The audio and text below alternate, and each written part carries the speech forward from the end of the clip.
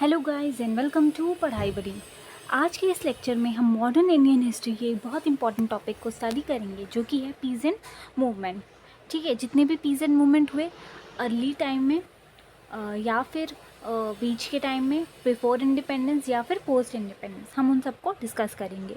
तो चलिए शुरू करते हैं। और अगर इससे पहले अगर आपने मॉडर्न हिस्ट्री के पिछले लेक्चर्स नहीं देखे हैं तो प्लीज़ उनको भी जाके चेक करें। मैंने सारे इंडियन नेशनल मूवमेंट को कवर किया हुआ है, एजुकेशन को, और बाकी भी बहुत सारे टॉपिक हैं। ठीक है, तो चलिए शुरू करते हैं। सबसे पहला हमारा देखिए जो अर्ली मूवमेंट है उनमें हम 3 मूवमेंट पढ़ेंगे। सबसे पहले इंडिगो रिवोल्ट, फिर पबना एग्रेरियन क्राइसिस, उसके बाद फिर डेक्कन रायट्स। ठीक है, तो ये 3 अर्ली मूवमेंट हैं। सबसे पहले इंडिगो रिवोल्ट पे आते हैं। ये हुआ था हमारा 1859-60 के दौरान बंगाल में। इसको ब्लू रिबेलियन भी कहते हैं। इंडिगो उस समय देखिए क्रॉप था इंडिगो, जिससे इंडिगो कलर जो था ब्लू, शाइनी ब्लू कलर, वो उससे ऑब्टेन होता था। और उसकी डिमांड जो थी वो ब्रिटेन में बहुत हाई थी। तो ब्रिटेन क्या चाहता था कि इंडिया में जो फार्मर्स हैं वो अपने लैंड पे इंडिगो को कल्टीवेट करें। लेकिन इंडिया के फार्मर्स ये नहीं चाहते थे, क्योंकि इंडिगो जो है बहुत ही वाटर इंटेंसिव क्रॉप थी और साथ ही साथ वो सॉइल की गुणवत्ता को ख़राब कर देती थी। और उसके बाद फिर अगर वो इंडिगो उगाएंगे तो उनको प्रॉफिट भी कम मिलेगा, और साथ ही साथ वो बाकी जो एडिबल आइटम्स हैं, एडिबल क्रॉप्स हैं, वो नहीं उगा पाएंगे। ठीक है, तो वो लोग करना नहीं चाहते थे, लेकिन उनको फोर्स किया जाता था। देखिए, indigo planters force peasant to grow indigo, fraudulent contract sign होते थे। ठीक है, मतलब कॉन्ट्रैक्ट उनको साइन करा देते थे किसी तरीके से फ्रॉड करके, जिससे कि वो उसी कॉन्ट्रैक्ट में फंस कर रह जाते थे। पता चला उन्होंने एक बार लगाया, उसके बाद फिर उसका वो दे नहीं पाए, तब तक दूसरा कॉन्ट्रैक्ट आ गया। ठीक है, इस तरीके से वो कॉन्ट्रैक्ट में फंस जाते थे। उसके बाद ये मूवमेंट तभी स्टार्ट किया गया था जब फार्मर्स जो थे वो बहुत ही डिसअपॉइंट हो गए इस चीज़ से। 1859 में किसके लीडरशिप के अंडर में? दिगंबर बिस्वास एंड विष्णु बिस्वास। ठीक है, उसके बाद जब ये मूवमेंट हुआ तो फिर ब्रिटेन ने एक इंडिगो कमीशन को स्टैब्लिश किया। ठीक है, अब उसके बाद जब इंडिगो कमीशन स्टैब्लिश हुआ, फिर 1816 में ये ऑर्डर पास हुआ कि रियोट्स जो हैं, रियोट्स फार्मर्स को कहते थे उस साइड के, तो उनको जो है कंपेल नहीं किया जाएगा इंडिगो प्लांट करने के लिए। तो ये था हमारा इंडिगो रिवोल्ट। उसके बाद हमारा आया पबना एग्रेरियन क्राइसिस, जो कि कहाँ हुआ? ये भी बंगाल में, ईस्ट बंगाल साइड में हुआ, 1870s-80s के टाइम में। ठीक है, ज़मींदार के ख़िलाफ़ हुआ था ये Pabna agrarian crisis. Oppressive zamindars के ख़िलाफ़, जो ज़मींदार होते थे, जो जिनके पास जो है विलेज की ज़मींदारी होती थी, जो रेवेन्यू कलेक्ट करते थे, उनकी ऑप्रेसिव प्रैक्टिसेस के कारण। ठीक है, उसके बाद टीनेंट्स को, जो वहाँ पे जो टीनेंट्स थे, ठीक है, जिनकी लैंड नहीं थी, जो किराए पे ज़मीन को जोतते थे या फिर उस पे कल्टीवेशन करते थे, उनको ऑक्यूपेंसी राइट ऑक्यूपाई करने से, एक्वायर करने से प्रिवेंट किया जाता था। ठीक है, उसके बाद पीजेंट वहाँ के परेशान हो गए, तो यूसुफ शाही परगना था पटना डिस्ट्रिक्ट में, वहाँ के पीजेंट ने मिलकर एग्रेरियन लीग का फॉर्मेशन किया। ठीक है, उसके बाद इस लीग की स्थापना हुई, प्रोटेस्ट हुआ। उसके बाद 1885 में finally Bengal tenancy act pass हुआ, जिसमें इन लोग की प्रॉब्लम्स को रिड्रेस किया गया। कब हुआ था ये? 1870s-80s के टाइम में। फिर हमारा आया डेक्कन राइट्स। डेक्कन राइट्स नाम से पता चलता है कि डेक्कन एरिया में ये शुरू हुआ था, वेस्टर्न इंडिया में। ठीक है, क्या होता था? वेस्टर्न इंडिया में रियोटवारी सिस्टम फॉलो होता था। ठीक है, जो फार्मर्स थे उनको रियोट्स कहते थे। उनसे बहुत ही हाई टैक्स लिया जाता था। अब वो इस टैक्स को पे करने के लिए क्या करते थे? मनी लेंडर्स से वो लेते थे, लोन लेते थे। अब क्या था? लोन का इंटरेस्ट भी एक्यूमुलेट हो रहा है समय के साथ। पता चला कि वो पहला लोन पे नहीं कर पाए, इंटरेस्ट ही इतना ज़्यादा हो गया, तब तक दूसरा लोन लेने की नौबत आ गई। ठीक है, तो उसके बाद बहुत ज़्यादा लोन उन पे आ गया था। कॉटन की जब बहुत डिमांड थी तो उनको लोन दिया भी जा रहा था। ठीक है, अमेरिका में जब डिमांड थी, लेकिन फिर क्या हुआ कि अमेरिकन सिविल वॉर जो है ख़त्म हो गया 1864 में। तो क्या हुआ? कॉटन की समस्या ख़त्म हो गई। अब ब्रिटेन को इंडिया के कॉटन से बहुत ज़्यादा मतलब था नहीं, तो क्या हुआ? डिमांड कम हो गई, लेकिन उनके ऊपर जो लोन था फार्मर्स के ऊपर, वो तो अभी भी था। तो मनी लेंडर्स क्या करते थे, परेशान करते थे उनको कि हमें हमारा लोन दो वापस करो इंटरेस्ट के साथ। तो उससे परेशान होकर वहाँ के जो रोड्स थे यानी कि फार्मर्स थे, उन्होंने प्रोटेस्ट किया, उन्होंने राइट शुरू की, जाके मनी लेंडर्स की जितनी भी फाइल्स थी जिसमें उन लोगों से कॉन्ट्रैक्ट साइन किया जाते थे उनको जलाया गया, ठीक है। साथ ही साथ बहुत प्रोटेस्ट किया गया। 1867 में एक और चीज़ हुई थी कि लैंड रेवेन्यू को भी 50% इंक्रीज़ कर दिया गया था, ठीक है, 50% से ज़्यादा। तो फिर 1874 में ये मूवमेंट हुआ, सोशल बॉयकॉट मूवमेंट किया गया अगेंस्ट आउटसाइड मनी लेंडर्स, ठीक है। एग्रेरियन राइट्स भी कहते हैं इसको। उसके बाद जो एक्ट पास हुआ इनकी प्रॉब्लम को रिड्रेस करने के लिए, उसको हम कहते हैं Deccan agriculturalist relief act in 1879, ठीक है। तो ये हुआ हमारा डेक्कन राइट्स। उसके बाद हमारा अब आता है जो हमारा इंडियन नेशनल स्ट्रगल के टाइम में जो जो जो मतलब हुए मूवमेंट, वो देखिए एक नॉन कॉपरेशन के टाइम में ये वाला मूवमेंट हुआ था, किसान सभा मूवमेंट, ठीक है।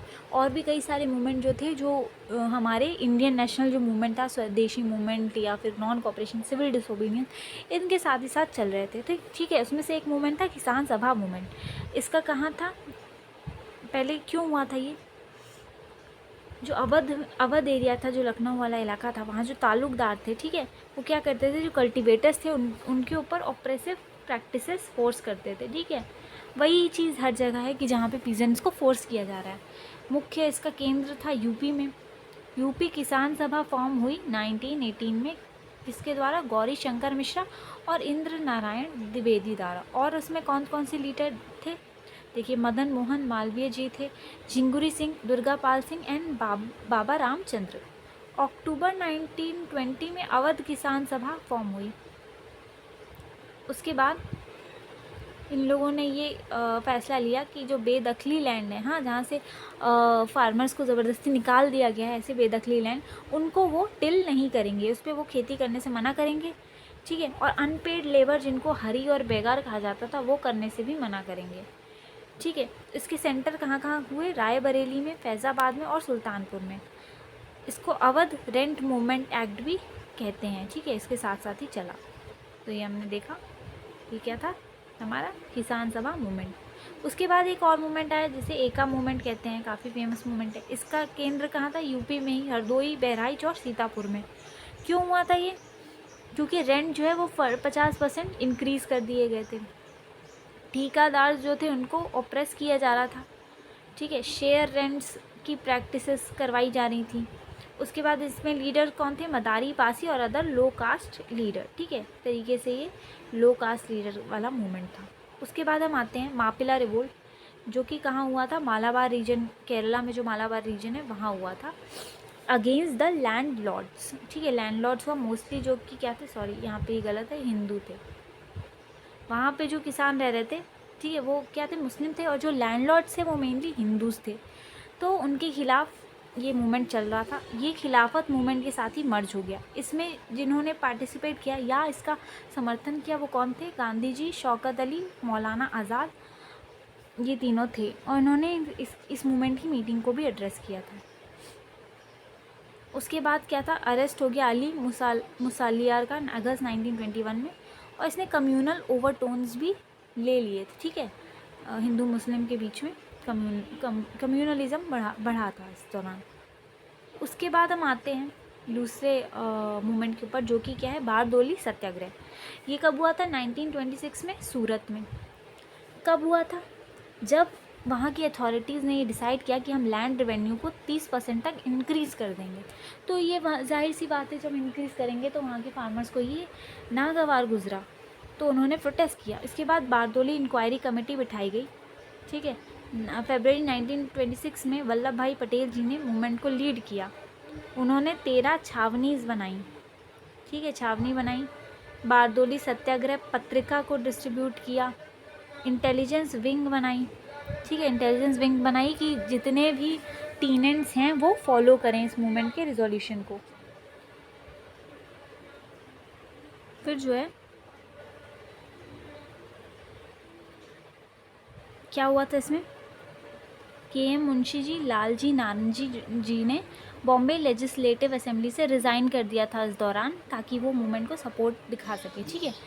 इसके बाद देखिए जब ये प्रोटेस्ट हुआ, फिर एक कमेटी बनाई गई जिसमें रेवेन्यू हाइक को लेकर इसमें विचार विमर्श किया गया, और ये माना गया कि जो रेवेन्यू हाइक 30% का हम कर रहे हैं ये अनजस्टिफाइड है, ठीक है, और सिर्फ 6.033% ही इंक्रीज़ किया जाए, ये फैसला लिया गया। तो इस तरीके से ये मूवमेंट काफ़ी सक्सेसफुल रहा, जो कि 1926 में हुआ था सूरत के बारदोली में। उसके बाद हम आते हैं दूसरे मूवमेंट की ओर, जो कि क्या है हमारा ऑल इंडिया किसान कांग्रेस सभा मूवमेंट, ठीक है, जिसे ऑल इंडिया किसान कांग्रेस सभा मूवमेंट कहते हैं। लखनऊ में ये हुआ था 1936 में, यानी कि सिविल डिसोबीडियंस के बाद, ठीक है। स्वामी शाहजानंद सरस्वती जी ने इसको लीड किया था।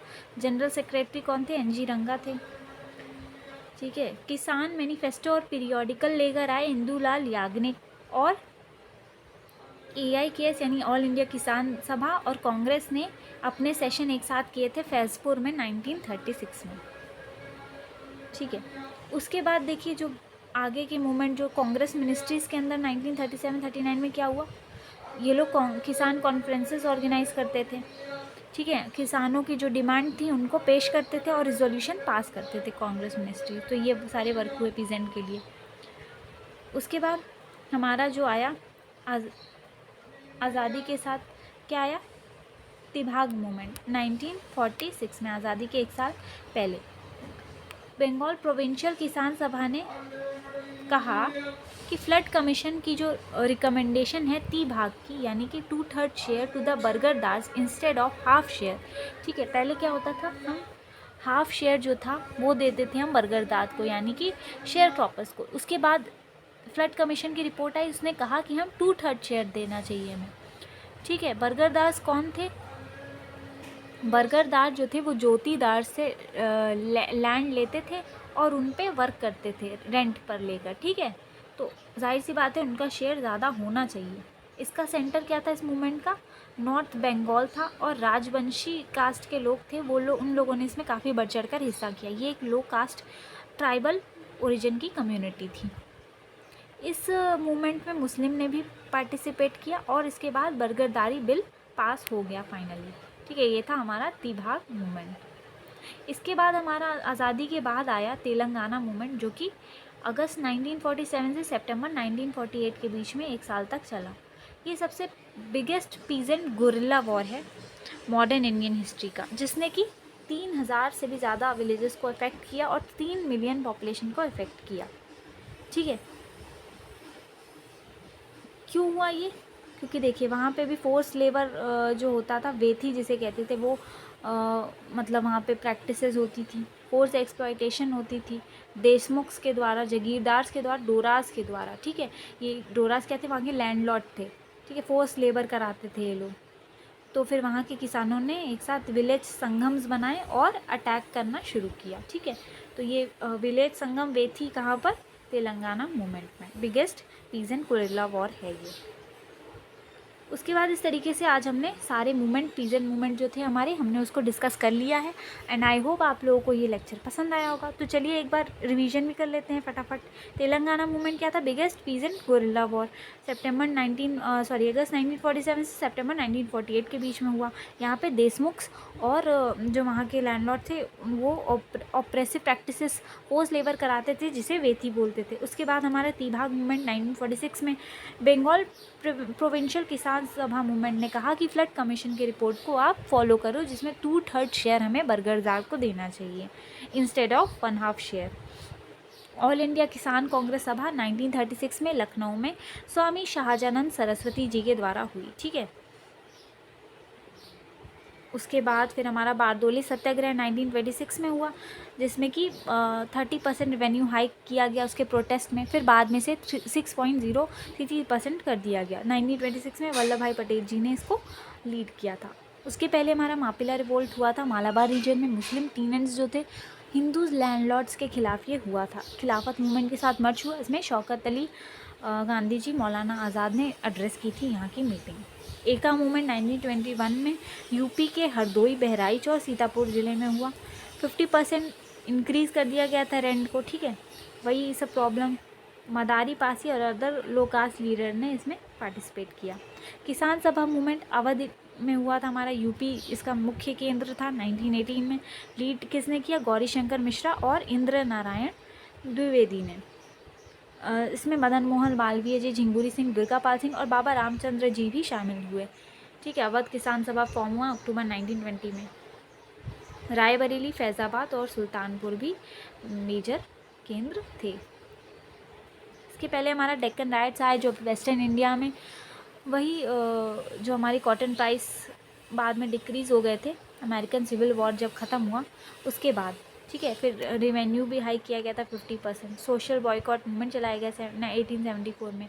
इसके बाद हमारा Deccan agriculturalist relief act pass हुआ 1879 में। इसके पहले हमारा हुआ पबना एग्रेरियन क्राइसिस जो कि ईस्टर्न बंगाल में हुआ 1870s 80s में।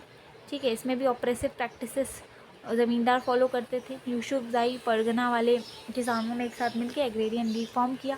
बंगाल टीनेंसी एक्ट पास हुआ 1885 में। ठीक है, और सबसे पहले हमारा इंडिगो रिवोल्ट 1859-60 के टाइम में, ब्लू रिबेलियन भी जिसे कहते हैं, ठीक है, बंगाल में हुआ और इसको लीड किया दिगंबर बिस्वास ने और विष्णु बिस्वास ने। इंडिगो कमीशन अपॉइंट हुआ और 1860 में फैसला आया कि हम फार्मर्स को कंपेल नहीं करेंगे। तो इस तरीके से आज हमने ये मूवमेंट कंप्लीट किया। आई होप आपको ये लेक्चर पसंद आया होगा। प्लीज़ पसंद आया लाइक कर दीजिए, सब्सक्राइब कर दीजिए मेरे चैनल को, और भी वीडियोज़ देखिए। आने वाले और वीडियोज़ भी आएंगे ज़रूर। तो तब तक के लिए बाय बाय, थैंक यू।